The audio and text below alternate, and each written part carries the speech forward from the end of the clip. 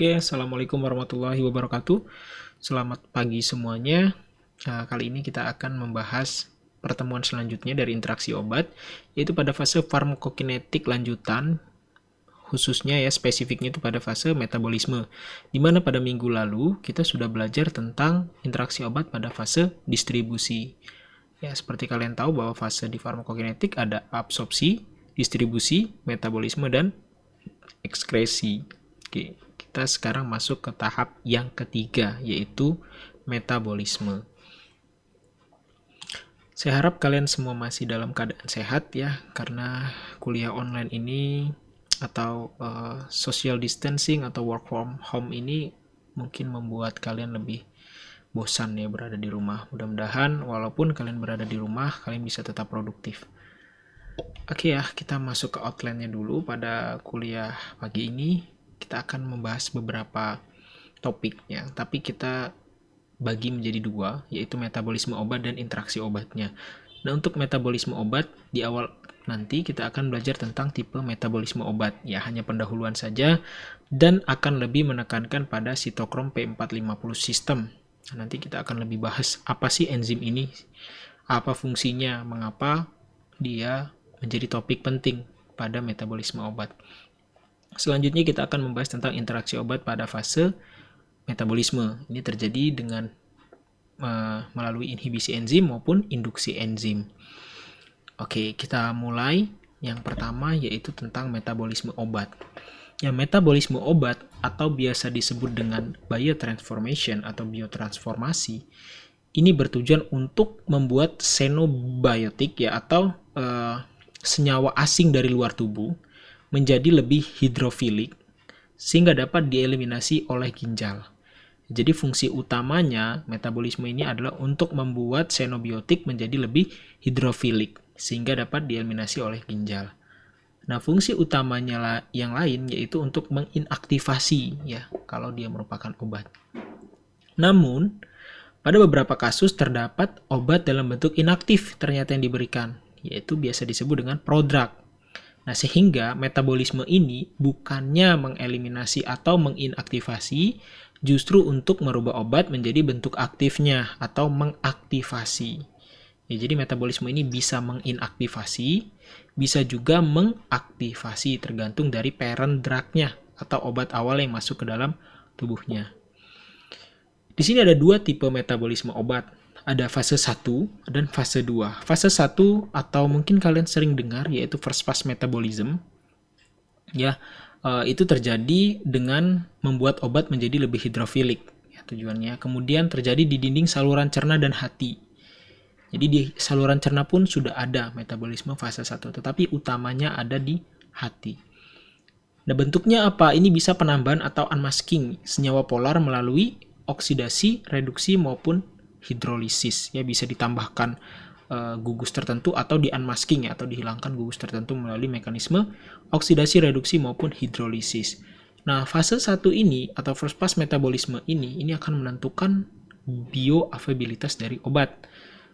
Karena jumlah obat yang berada dalam darah ini erat sekali kaitannya dengan jumlah obat yang awal mulanya diinaktivasi atau diaktifasi oleh enzim di fase 1 ini. Ya, makanya banyak obat itu yang bioavailabilitasnya rendah akibat dari first pass metabolisme, sehingga banyak sekali sekarang ini sistem drug delivery untuk menghantarkan obat agar menghindari first pass metabolisme.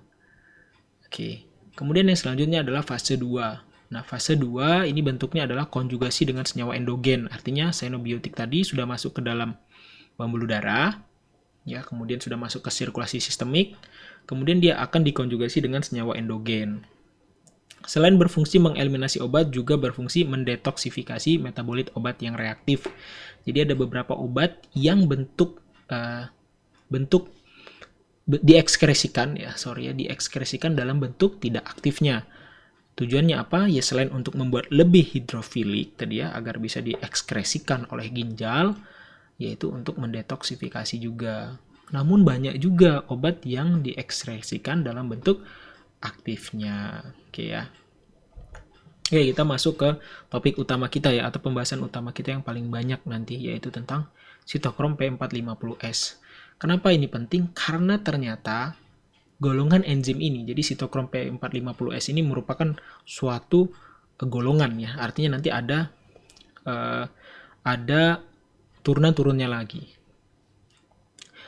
Golongan enzim ini merupakan enzim yang utama memetabolisme obat dan memiliki beberapa sifat, yaitu sebagai oksidatif ya, atau sebagai oksidator, peroksidatif ini pada lemak biasanya, kemudian reduktif metabolisme. Nah, reduktif dari metabolisme apa yang dilakukan oleh sitokrom, yaitu substrat dari xenobiotik ya, misalnya dari polutan lingkungan ya, asap kendaraan segala macam yang diabsorpsi itu nanti akan dieliminasi, akan reduktif oleh sitokrom. Kemudian agrochemical ya, kalau kita mengkonsumsi sayuran itu kan ada senyawa-senyawa kimia yang digunakan, pestisida dan sebagainya. Nah, ini tubuh kita sudah punya self defensing ya. Sudah bisa mendefense tubuhnya sendiri dengan senyawa-senyawa endogen, salah satunya adalah enzim sitokrom P450S. Kemudian xenobiotic compounds such as drugs, jadi obat juga ini di metabolisme utamanya oleh golongan enzim ini ya. Karsinogen ya, zat-zat yang bersifat menyebabkan kanker, kemudian endobiotik dan sebagainya. Kemudian endogenous compound ya, jadi sitokrom P450S ini juga mereduksi endogen yang berada di dalam tubuh. Ya, banyak ya endogen di dalam tubuh, enzim-enzim, hormon-hormon, itu ternyata fungsi sitokrom ini erat sekali dalam metabolismenya. Kemudian steroid dan prostaglandin ya, ini salah satu contoh endogens, yaitu steroid dan prostaglandin. Kemudian asam lemak. Ya, jadi banyak sekali ya kemampuan mereduksi dari sitokrom P450S. Nah, di mana sitokrom P450S ini? CYP450 ya, sitokrom 450S ini berada pada seluruh tubuh, tetapi konsentrasi utamanya berada di hati ya, organnya di hati paling banyak. Nah, di hati, kenapa di hati? Karena di hati itu adalah tempat metabolisme ya, metabolisme utama itu terjadi di hati ya. Kemudian di mana? Di hati itu di bagian mananya? Yaitu di mitokondria dan endoplasmik retikulum. Nah, ini yang paling banyak menghasilkan CYP450. Ya, ini kalau kita lihat di gambar nih, ini adalah hepatocyte. Nah, ini ada sel hati ya maksudnya. Kemudian ini ada endoplasmik, kalau kita zoom di dalam sini, ini ada endoplasmik retikulum, di mana di sini adalah terbentuknya CYP kompleks ya. Artinya di sini dihasilkan CYP dan dia berbentuk kompleks dengan oksidoreduktase. Fungsinya, apa saja fungsi dari golongan enzim ini? Yang pertama tadi sudah disinggung, untuk mendetoksifikasi pada fase 1 ya, pada metabolisme fase 1. Kemudian untuk mendetoks ya, atau menghilangkan racun gitu ya, xenobiotik yang mengandung zat-zat toksik, chemical, alkohol atau karsinogen yang dikonversi menjadi air atau oksigen ya. Jadi fungsi si CYP450 tadi, atau kita singkat aja CYP, itu adalah mendetoksifikasi xenobiotik yang bersumber dari senyawa kimia ya, senyawa yang toksik, alkohol dan senyawa-senyawa karsinogen, dan mengkonversinya menjadi air dan oksigen. Kemudian fungsi yang lain adalah untuk membantu membuang dari endogen source. Jadi contohnya adalah bilirubin. Bilirubin ini kan adalah byproduct dari degradasi darah ya, dia merupakan pigmen pada darah. Sehingga ketika sudah terdegradasi ini akan menghasilkan bilirubin. Nah, bilirubin ini kan harus dibuang. Ya, misalnya pada bayi misalnya, itu kan karena fungsi hatinya masih belum bagus ya, maka bilirubin ini dapat menyebabkan kuning pada bayi. Nah, kalau pada orang dewasa, bilirubin ini salah satunya akan dimetabolisme atau dibuang oleh CYP ya. Kemudian untuk membantu sintesis vitamin D. Ya, vitamin D ternyata dibantu sintesisnya oleh CYP. Kemudian untuk sintesis hormon, secara efektif mengubah kolesterol menjadi pregnenolon, di mana kemudian itu akan dikonversikan ya, pregnenolon ini akan dikonversikan menjadi hormon lain seperti estrogen, testosteron, kortisol, dan DHEA. Jadi tidak secara langsung si CYP ini berfungsi untuk mengkonversikan kolesterol menjadi hormon. Ya, spesifiknya pada perubahan kolesterol menjadi pregnenolon, di mana pregnenolon nanti ini akan diubah menjadi estrogen, testosteron, kortisol, dan DHEA. Oke, selanjutnya untuk mensintesis empedu dan asam empedu, di mana empedu dan asam empedu ini sangat dibutuhkan untuk asimilasi ya, atau absorpsi dari senyawa-senyawa vitamin yang larut lemak. Ya, kita ingat ya bahwa yang larut lemak itu akan diemulsifikasi dahulu oleh ya dari asam empedu. Kemudian nanti akan diabsorpsi. Kenapa? Karena ini bersifat emulgator asam empedu di sini. Tidak bisa kita mengabsorpsi sesuatu kalau dia belum terlarut dalam cairan tubuh. Nah, kalau dia lemak, maka bagaimana terlarutnya? Yaitu dengan cara emulsifikasi oleh asam lemak ya. Nah, ini yang seperti saya jelaskan di awal ya, bahwa obat itu ketika di metabolisme itu utamanya metabolisme itu adalah dua ini ya, mengubah inaktif menjadi aktif jika obat tersebut adalah prodrug. Ini akan dirubah menjadi bentuk aktif, akan berubah menjadi drug. Nah, sementara metabolisme lain itu fungsinya untuk mengubah dalam bentuk aktif ya, drug, menjadi inaktif, yaitu menjadi metabolitnya, bisa kita bilang seperti itu.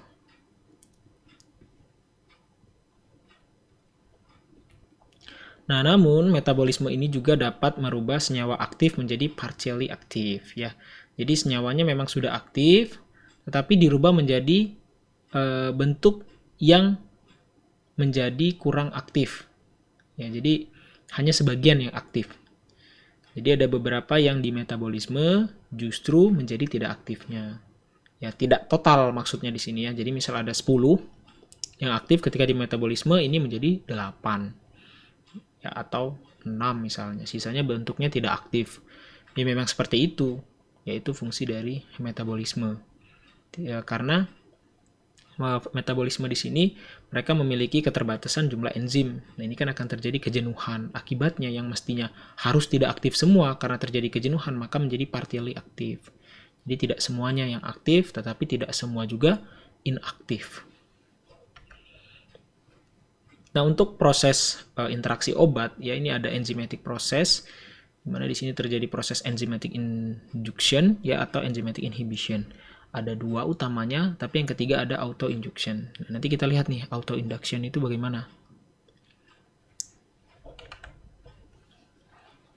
Nah, untuk interaksi obat, itu ada 6 pola. Ya, bentuk interaksi obat pada fase metabolisme itu ada 6 pola. Pola pertama adalah inhibitor ditambahkan pada substrat. Ya, mungkin kalian masih bingung, apa itu substrat, apa itu inhibitor ya.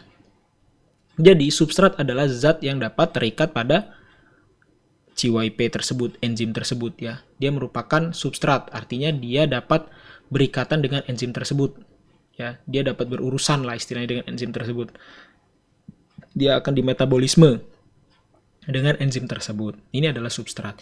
Kalau inhibitor ini apa? Dia dapat berikatan gitu ya dalam enzim tersebut, tetapi dia menurunkan jumlah dari enzim tersebut. Ya, inhibitor ini berarti obat yang menurunkan jumlah enzim tersebut. Kalau substrat, obat yang dipengaruhi atau yang dimetabolisme oleh enzim tersebut. Nanti substrat ini bisa menjadi aktif maupun inaktif setelah ketemu si enzimnya. Jadi substrat ini nggak spesifik ya, artinya bisa saja dia ketika substrat bertemu dengan enzim itu menjadi bentuk aktif, bisa juga substrat ketemu dengan enzim menjadi bentuk inaktif. Intinya substrat ini adalah zat yang dapat dimetabolisme oleh enzim. Sementara inhibitor adalah zat yang mengurangi jumlah enzim tersebut. Dia dengan berbagai mekanismenya, jelas. Contoh, paroxetin ditambahkan ke nortriptilin, menyebabkan peningkatan dari nortriptilin, menyebabkan peningkatan kadar obat dalam darah si nortriptilin. Nah, berarti siapa yang menjadi substrat? Substratnya di sini adalah nortriptilin.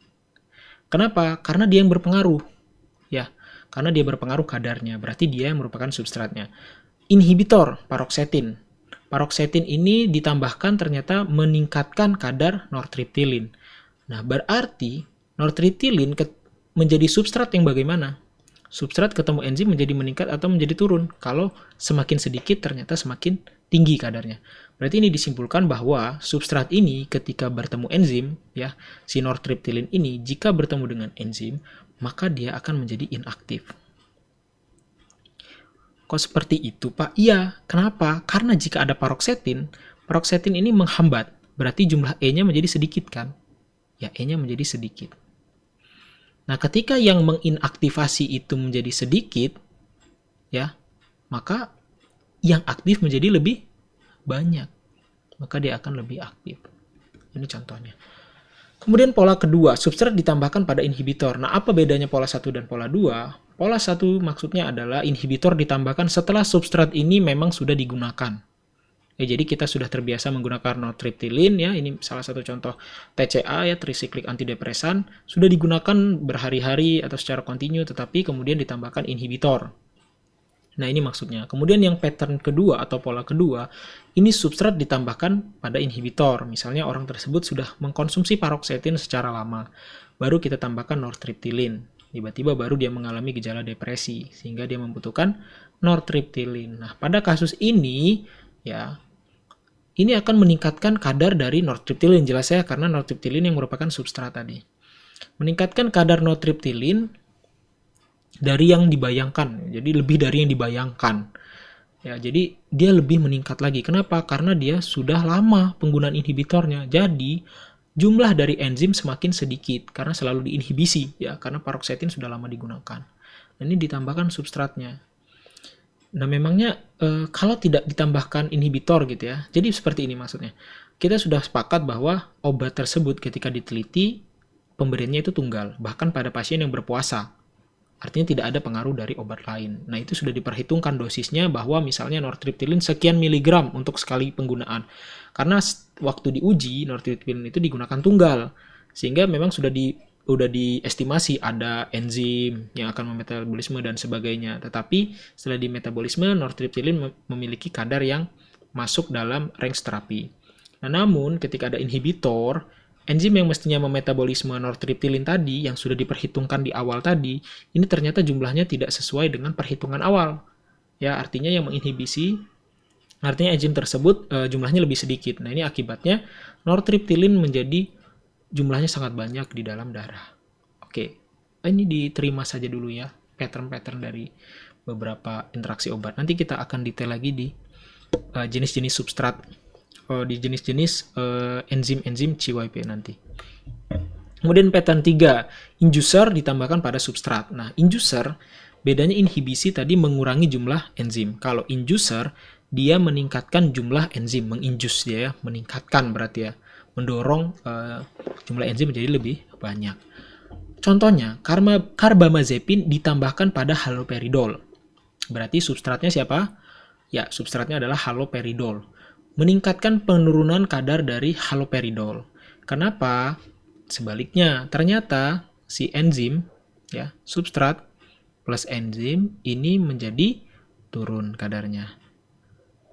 Tetapi jika enzimnya lebih banyak, karena diinjus tadi ya, didorong oleh si carbamazepin, enzimnya menjadi banyak. Maka ini akan menghasilkan kadar yang jauh lebih rendah. Begitu. Selanjutnya yaitu substrat ditambahkan pada inducer, berarti inducernya sudah digunakan berhari-hari gitu ya, atau dalam jangka waktu tertentu. Kemudian baru ditambahkan substrat. Haloperidol ditambahkan pada carbamazepin menyebabkan kadar menjadi lebih rendah ya dari yang dibayangkan. Jadi kadarnya menjadi jauh lebih rendah. Jadi saya gambarkan seperti ini ya, ini sudah E plus E, kemudian ditambahkan substrat, maka kadarnya menjadi jauh lebih rendah. Kenapa? Karena inducernya sudah diberikan secara lama, sehingga jumlah enzimnya bisa saja udah lebih banyak, ya, karena sudah sangat lama digunakan. Seperti itu. Jadi jangan bingung. Oke ya, kita lanjut. Yang kelima adalah reversal of inhibition. Inhibitor dan substrat setelah diberikan sudah diberikan stabil ya, inhibitor dan substrat. Kemudian inhibitor di discontinue. Inhibitor dihentikan.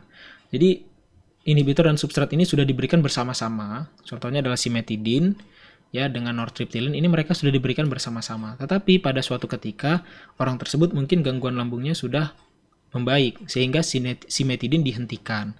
Nah, ini akan menurunkan kadar dari nortriptilin. Kenapa? Karena nortriptilin tadi dengan substrat, kalau nortriptilin tadi ya, nortriptilin itu kalau dia bereaksi dengan enzim, maka dia akan meningkat atau menurun? Ya, dia akan menurun ya. Dia akan menurun kadarnya. Jadi kalau sudah ada inhibitor, inhibitor ini menghambat jumlah enzimnya sehingga mestinya nortriptilin ini kadarnya kan tinggi. Ya, kadarnya tinggi. Kadar tinggi dalam waktu yang cukup lama. Kemudian tiba-tiba inhibitornya dihilangkan. Siapa inhibitor di sini? Inhibitornya adalah simetidin. Kemudian tiba-tiba simetidin dihilangkan. Maka otomatis dia akan naik lagi ya kadar si enzimnya. Karena yang inhibitornya didiscontinue. Nah, ketika enzimnya naik, akibat inhibitor sudah hilang, maka akan terjadi penurunan pada kadar nortriptilin. Ya. Jadi ketika proses penghentian pun, ternyata obat tersebut masih memiliki interaksi. Ya bisa jadi ketika dengan simetidin misalnya, sudah dikonsultasikan dengan dokter ataupun apoteker bahwa ketika simetidin misalnya, maka dosisnya diturunkan, misalnya seperti itu, agar si dosis nortriptilin ini tetap optimal, yaitu dosis nortriptilin diturunkan, karena dengan simetidin kadar nortriptilin ini lebih tinggi dari biasanya akibat simetidin tadi menghambat enzim, benar ya? Nah, tetapi ketika simetidin sudah selesai dipakai, maka atau sudah selesai pengobatan dengan simetidin, kemudian dihentikan simetidinnya. Nah, otomatis ini terjadi fluktuatif lagi. Terjadi peningkatan kadar dari enzim. Ya, ini menyebabkan penurunan kadar dari nortriptilin dalam darah. Oke, nah selanjutnya reversal induction. Kalau tadi reversal inhibition, yang ini reversal induction. Nah, sebaliknya, artinya inducer dan substrat itu sudah lama digunakan bersama-sama. Ya, misalnya clozapine dan perokok ya. Jadi perokok. Jadi dia merokok ya. Dia adalah pasien yang merokok misalnya. Berarti sudah lama kan dia merokok. Dan dia mengkonsumsi clozapine.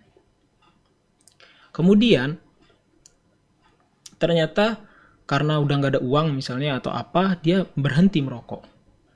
Dia berhenti merokok si pasien tersebut. Nah, ini menyebabkan peningkatan kadar clozapine dalam darah yang sangat tinggi. Kenapa? Jadi awalnya inducernya ini adalah rokok. Rokok menginduksi enzim. Jadi enzim menjadi banyak. Nah, ketika enzim banyak, si clozapine tadi kan menjadi banyak juga yang termetabolisme, sehingga jumlah dalam darah sedikit. Benar ya? Kita anggapannya masih satu ini, yaitu ketika di metabolisme menjadi inaktif. Itu dulu yang kita bahas dari tadi, ketika di metabolisme inaktif, sehingga ketika dia bertemu substrat bertemu dengan enzim, maka substrat akan menjadi inaktif. Nah, kasusnya ini misalnya clozapine bertemu enzim, dia menjadi inaktif. Nah, enzimnya itu diinjus, diperbanyak oleh siapa? Oleh rokok. Oke ya, jumlahnya menjadi banyak sehingga clozapine kadarnya menjadi rendah. Tetapi karena sudah curhat atau sudah cerita dari awal si pasien kepada dokter maupun apoteker bahwa dia perokok, kemudian ditingkatkan kadar clozapine agar tetap memiliki efek terapi. Karena sudah dipertimbangkan adanya rokok tadi oleh dokter maupun apoteker. Nah, namun di perjalanan nanti ternyata si pasien tersebut menghentikan rokoknya. Nah, ini akan meningkatkan kadar dari clozapine. Ya, jadi ketika dalam mengkonsumsi obat, tolong sangat hati-hati sekali dalam mengkonsumsi obat lain maupun suatu kebiasaan, misalnya merokok, minum kopi, dan sebagainya, itu harus diceritakan. Ya, karena ternyata itu sangat berpengaruh terhadap outcome terapinya nanti. Oke, gitu ya. Jadi ada 6 tipe dari interaksi obat, baik itu induksi, inhibisi, maupun auto-injection atau auto-inhibition. Ya, ketika dia dihentikan maupun ketika dia baru ditambahkan.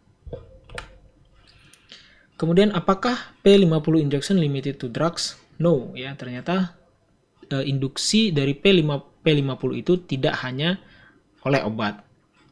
Induksi jumlah dari enzim P450.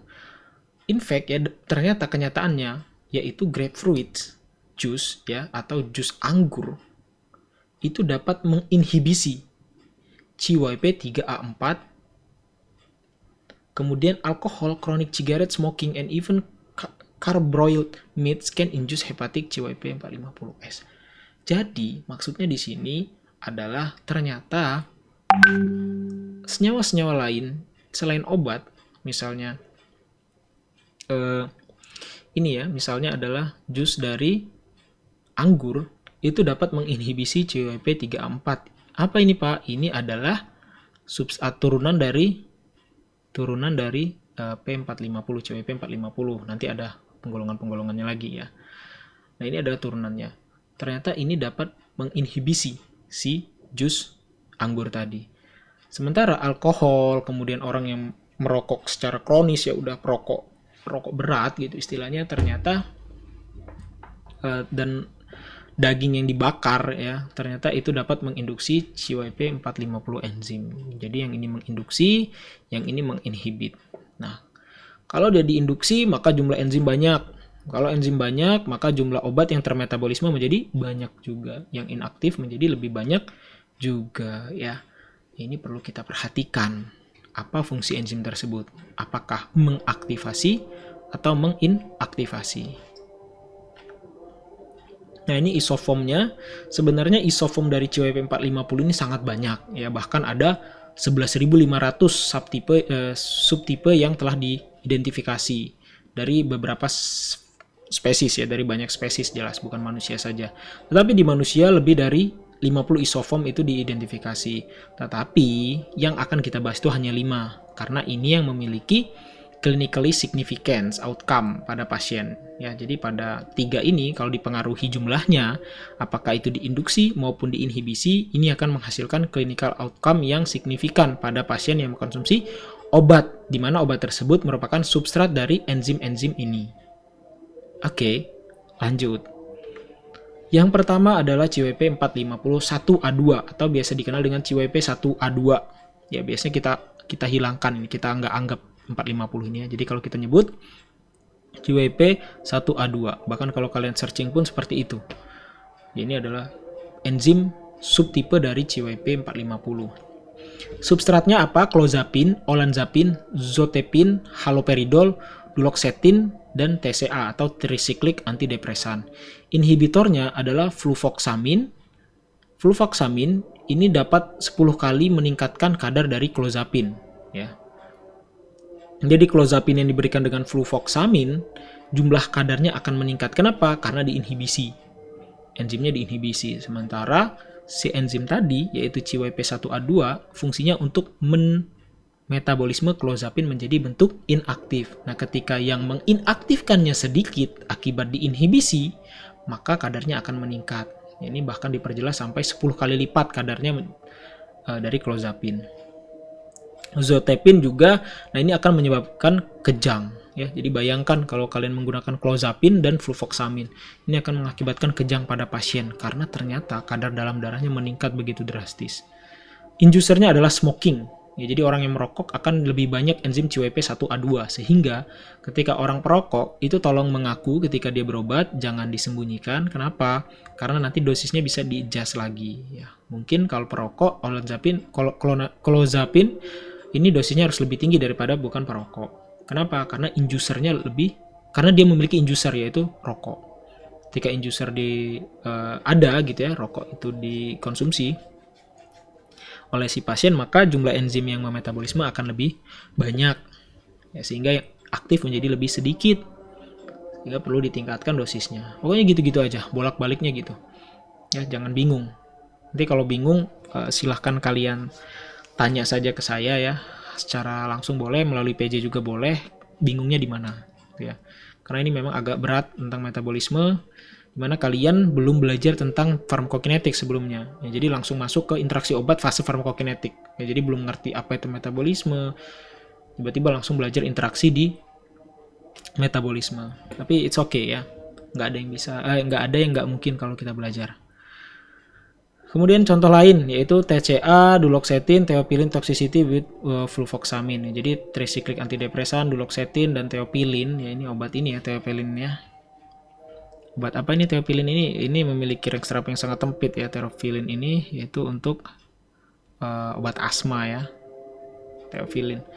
ini akan menimbulkan toksisitas jika diberikan bersama fluvoxamine ya, karena mereka ternyata adalah substrat dari CYP1A2. Kemudian TCA dengan adanya 1A2 tadi ini akan menjadi less active metabolit ya, jadi fungsi dari si CYP1A2 ini membuat TCA atau tricyclic antidepresan menghasilkan metabolit yang kurang aktif. Nah, kalau diinhibisi berarti bagaimana? Berarti dia bentuk aktifnya menjadi lebih banyak karena emang metabolisme menjadi bentuk kurang aktifnya itu sedikit. Kemudian 1A2 ini mekanismenya ya pada obat-obat tersebut itu melalui dimetilisasi ya, dia melalui reaksi kimia dimetilisasi sehingga obat tersebut dapat dimetabolisme. Kita lanjut CYP2C9. Oke ya. Lanjut DPA atau dopamin partial agonis, contohnya bifenthronox. Ini merupakan substrat ya. Selain itu adalah fluoxetine, kemudian warfarin ya. Kemudian fenilamin ini merupakan substrat dari CYP2C9. Inhibitornya adalah fluconazole. Indusernya adalah phenobarbital ya. Kemudian peningkatan level toksisitas ya, kalau kita berikan misalnya inhibitor dengan substrat ini akan meningkatkan level dari toksisitas, jelas ya. Ini seperti halnya dengan kasus yang tadi. Lanjutnya CYP2D6. Nah, ini cukup banyak juga ya CYP2D6 ini. Kalau yang tadi saya agak lambat yang nomor 2 tadi karena memang tidak terlalu banyak interaksi di sana. Ini agak banyak juga, itu adalah CYP452D6. Dimana substratnya kalau kita lihat cukup banyak ya. Ada risperidon, clozapine, olanzapine, aripiprazol, donepezil, duloxetine, fluoxetine ya, ini SSRI, galantamin, kemudian parox, TCA, VGA dan Velna ya. Jadi sangat banyak ya Velna vaksin. Nah, ini bentuk misalnya ini risperidon ya, risperidon tadi substrat. Ternyata risperidon dengan 2D6 itu menjadi paliperidon. Menjadi aktif atau inaktif? Justru menjadi bentuk aktifnya. Ini sebaliknya ya. Kalau dari tadi kita ketemu substrat bertemu dengan enzim menjadi inaktif, risperidon ketemu dengan enzim menjadi bentuk aktifnya. Inhibitornya apa? Paroxetine, fluoxetine, duloxetine dan sertralin. Hasil dari inhibisinya misalnya pada risperidon deh, kita contohin risperidon. Kalau risperidon dimetabolisme oleh enzim tersebut, dia akan menjadi bentuk aktif. Nah, jika diinhibisi enzimnya, maka dia akan turun kadarnya. Kalau dia ketemu inhibisi. Kenapa? Karena jumlah enzim yang memetabolisme menjadi aktifnya itu menjadi sedikit. Ketika dia sedikit, maka yang diubah menjadi aktif metabolit juga nggak banyak. Paliperidonnya jadi nggak banyak. Ya, gitu. Jadi dibalik saja. Kalau dari tadi inhibisi itu meningkatkan kadar. Kalau kali ini justru menurunkan kadar. Kalau pada risperidon, pada enzim CYP452D6. Contoh lain, atomoxetin. Meningkatkan plasma atomoxetin bahkan lebih dari 100%. Ya. Kadarnya meningkat lebih dari 100%, artinya 2 kali lipat. Atomoxetin jika diberikan bersama inhibitor seperti paroxetine, fluoxetine, dan sebagainya. Nah, ini kalau kita analisa, berarti atomoxetin ini ketemu dengan enzim menjadi aktif atau menjadi inaktif? Ya, menjadi bentuk aktif. Menjadi bentuk inaktif. Ya, atomoxetin bertemu 2D6 ini menjadi inaktif. Nah, ketika enzimnya ini direduce ya, diturunkan kadarnya oleh siapa? Oleh inhibitor, maka dia akan lebih banyak yang bentuk aktif. Jadi kurang lebih seperti itu. TCA begitu juga ya. Venlafaxine begitu juga. Nanti kalian tinggal dibaca saja ya.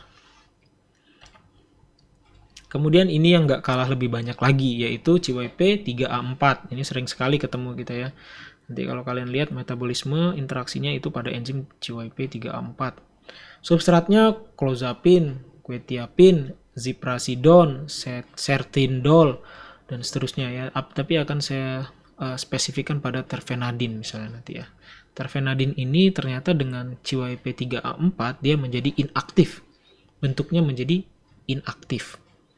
Ya, nanti saya akan berikan Saya akan berikan rangkuman dari sebuah interaksi metabolisme, silahkan kalian baca. Nanti itu akan saya tanyakan ketika kita sudah ujian, atau memang kalau memang sempat masuk, saya akan tanyakan ketika proses kuliah. Inhibitornya adalah ketoconazole, erythromycin. Nah ini ya, kalau kita lihat inhibitornya banyak sekali nih. Ada ketoconazole, ini obat apa nih? Obat anti jamur ya. Erythromycin, antibiotik, dan seterusnya. Ini obat yang sering digunakan ya. Kemudian inducernya adalah carbamazepine. Dia bisa berbentuk auto injection ya, penggunaan secara jangka panjang. Kemudian dose increase with jadi kalau dia carbamazepine itu digunakan, maka harus ditingkatkan dosisnya. Kenapa? Karena C34 menjadi jumlahnya lebih banyak. Akibatnya bentuk aktif obat menjadi lebih sedikit. Sehingga ketika diberikan bersama dengan carbamazepine, biasanya obat tersebut, substrat-substrat tadi, dosisnya itu ditingkatkan, begitu ya. Kemudian dose rejection with carbamazepine withdrawal. Oh ya, jadi kalau carbamazepine-nya itu dihentikan penggunaannya, maka dosis harus diturunkan. Ini sebenarnya konsepnya seperti yang tadi ya. Kalau digunakan bersama inducer, itu biasanya ditingkatkan dosisnya. Kalau dia dihentikan, maka dikembalikan dosisnya, diturunkan lagi dosisnya. Nah, CYP34 ini banyak sekali pada antidepresan ya biasanya ya. Yaitu substratnya kalau kita lihat ada alprazolam, buspirion, kemudian ada yang HMG-CoA reduktase yaitu simvastatin, atorvastatin, lovastatin. Ini nggak include di antidepresan ya. Nah, cuman kalau kita lihat substratnya cukup banyak ini. Bahkan termasuk adalah obat anti kolesterol. Sementara inhibitornya ini juga sering kita temukan. Fluoxetine, erythromycin, ketoconazole ya, ini sering sekali digunakan. Kemudian ada pimozid ya, dia akan memperpanjang QT interval ya. Kalau kalian belajar tentang EKG ya, itu ada QT interval yang mungkin nggak akan saya jelaskan di interaksi obat karena terlalu panjang nantinya, dan menyebabkan aritmia ya. Ini intinya ya, dia menyebabkan aritmia, yaitu detak jantung tidak beraturan. Kemudian CBZ, carbamazepine, alprazolam, triazolam, ini akan menyebabkan sedasi ya kalau kita berikan bersamaan dengan inhibitornya. Kemudian pada HMG-CoA reduktase, dia akan menyebabkan rhabdomyolysis. Nah, bahaya sekali ya kalau kita menggunakan substrat bersama inhibisi ya tadi ya. Ini substrat dan inhibisi. Dia akan menyebabkan efek samping yang berbahaya. Contohnya pimozid tadi menyebabkan memperpanjang interval QT. Kemudian dia akan menyebabkan aritmia. Kemudian carbamazepine dan golongan-golongan benzodiazepine tadi dia menghasilkan sedasi. Kemudian HMG-CoA reduktase menyebabkan rhabdomyolysis. Nah, ini berbahaya. Kemudian substrat inhibition dan inducer dari CYP2E1 yang terakhir ya, yaitu substratnya adalah acetaminophen ya, atau paracetamol, etanol substratnya, kemudian inhibitornya adalah disulfiram, dan inducernya adalah etanol dan isoniazid ya. Ini obat TBC ya. Oke, thank you. Terima kasih atas perhatiannya. Maaf kalau mungkin agak cepat ya, karena saya buatnya dalam waktu yang tidak cukup lama, sehingga mungkin materinya masih berbahasa Inggris semua, karena saya ambil dari buku-buku dan jurnal yang mudah-mudahan sangat baik ya untuk kalian terima. Oke, akhirnya saya ucapkan terima kasih. Assalamualaikum warahmatullahi wabarakatuh. Stay healthy and don't forget to wash your hands.